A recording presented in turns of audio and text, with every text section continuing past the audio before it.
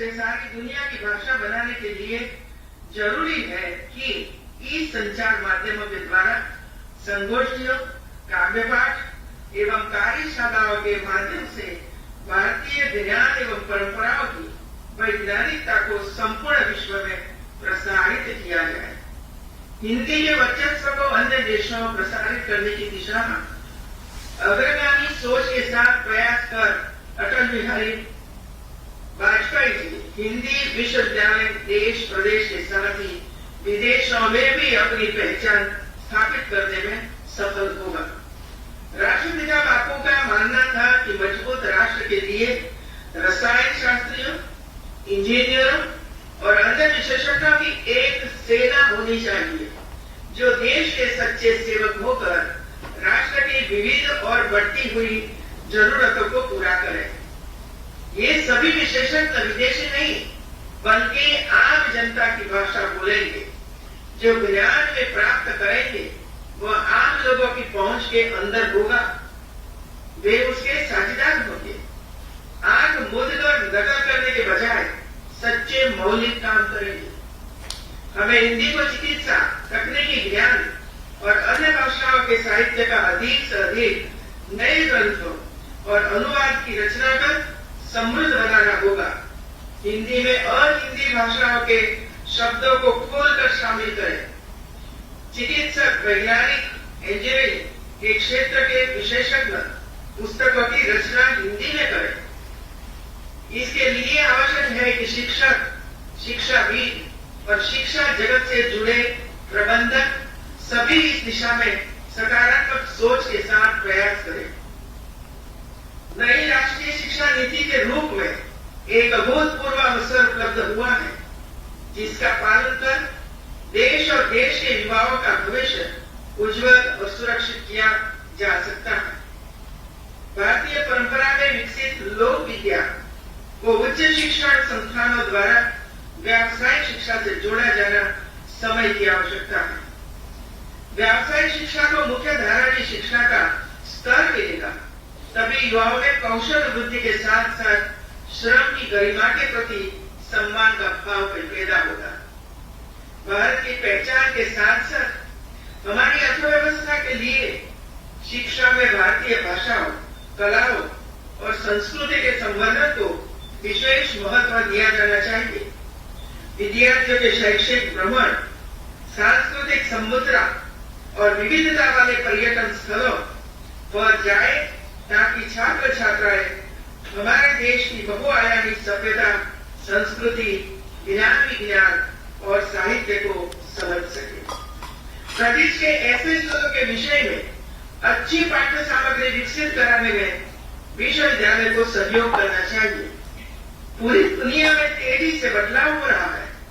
एक नई विश्व व्यवस्था नए रंग रूप और वैश्विक मानकों के साथ उभर रही है। इन परिस्थितियों में भारत को अग्रणी बनाने का प्रयास नई राष्ट्रीय शिक्षा नीति में किया गया है। प्रयास है कि 21वीं सदी में प्रतिभा और तकनीक की मांग का समाधान देने का सामर्थ्य और क्षमता हमारे देश में है। इसके लिए जरूरी सभी नीति, नियम और निर्देशन नई शिक्षा नीति में उपलब्ध है। नीति का सफल क्रियान्वयन कर शिक्षा व्यवस्था ही नहीं बल्कि पूरे समाज के दृष्टिकोण को सकारात्मक दिशा में बदला जा सकता है। शोध और शिक्षा के बीच एक के अंतर को खत्म किया जाए। महिलाओं, बालिकाओं और वंचित वर्ग की शिक्षा संबंधी अधूरी इच्छाओं को पूरा करने के नए अवसर व्यापक पैमाने और पटल पर विस्तारित किया जाए। जरूरत है कि राष्ट्र केंद्रित एकात्म भाव से युक्त समग्र शिक्षा के लिए लकीर से हटकर कार्य किया जाए। राष्ट्र गुरु के रूप में देश को प्रतिष्ठित करने के वैश्विक उद्देश्यों को पूरा करने के लिए अनुकूलन का कार्य प्रभावी तरीके से करते हुए नई शिक्षा व्यवस्था का निर्माण किया जाए। उच्चतर शिक्षा प्रणाली में शिक्षण तथा पठन पाठन ऐसा होना चाहिए जो विद्यार्थियों में अन्वेषण, समाधान, तात्विकता और रचनात्मकता विकसित करे। उनमें नई जानकारी को आवश्यकता अनुसार उपयोग करने की दक्षता और सोच पैदा करे।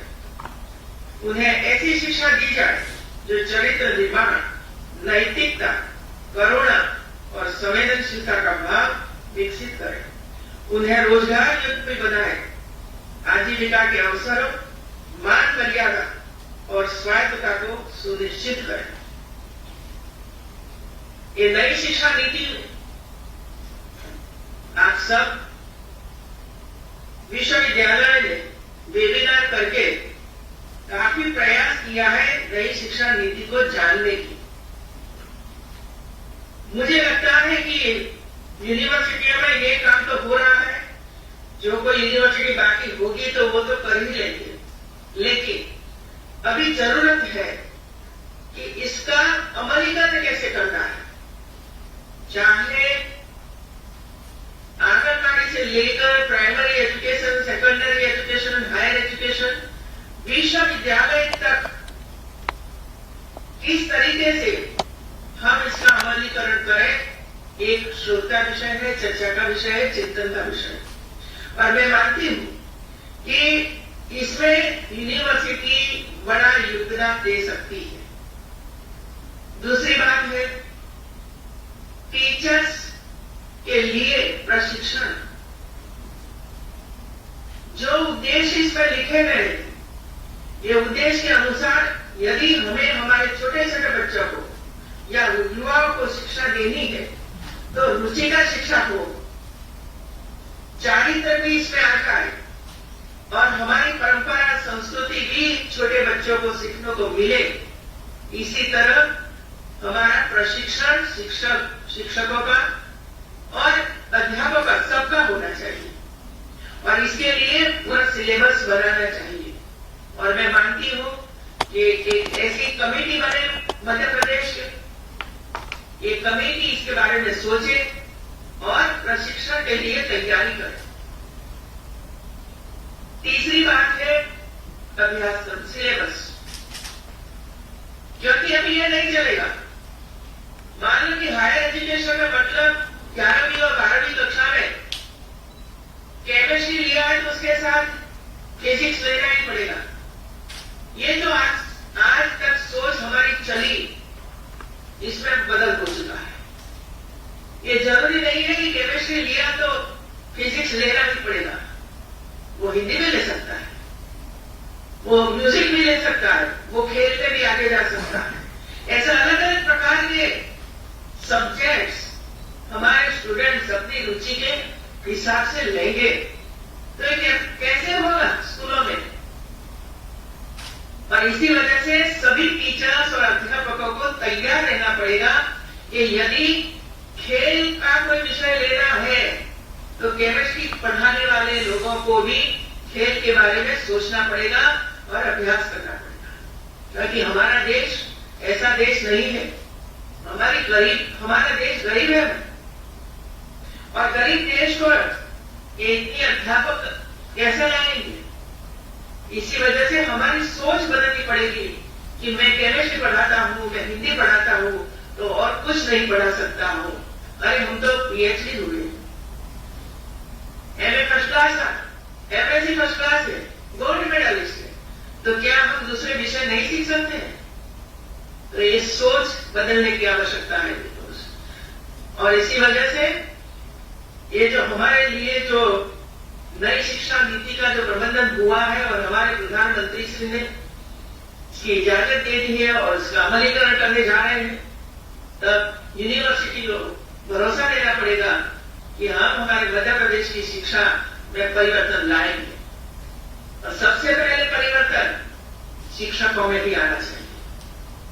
बच्चों में तो ऑटोमेटिक आ जाएगा, उनको तो जो सिखाओ वो सीख जाएंगे, लेकिन सिखाने वाले हैं उनको बदलना पड़ेगा। और इसी वजह से आज जब हमारे मुख्यमंत्री श्री भी उपस्थित हैं, हमारे उच्च शिक्षा मंत्री भी उपस्थित हैं, तो मुझे लगा कि मैं थोड़ी सी बात जो नई शिक्षा नीति हमारे सामने रखी है इसको करूं।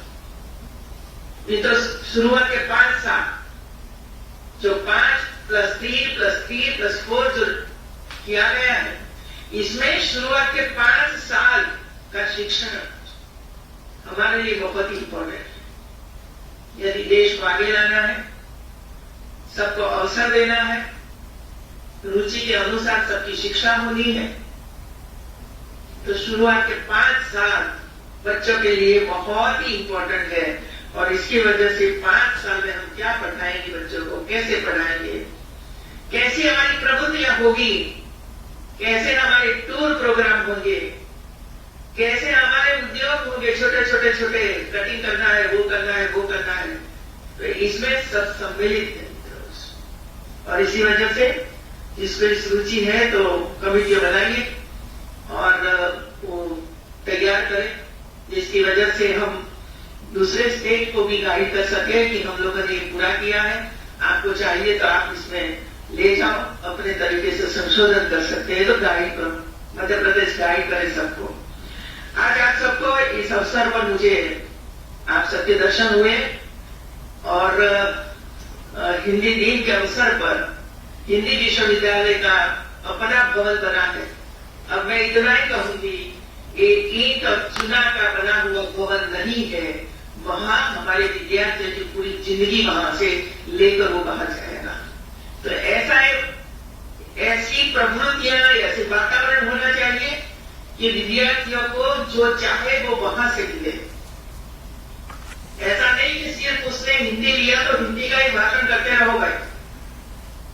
दुनिया भर का इतिहास, दुनिया भर की विज्ञान की, संशोधन की, या हमारी परंपरा की, हमारी संस्कृति का ज्ञान वहां से लेकर बाहर जाए, ऐसा प्रयत्न करना पड़ेगा।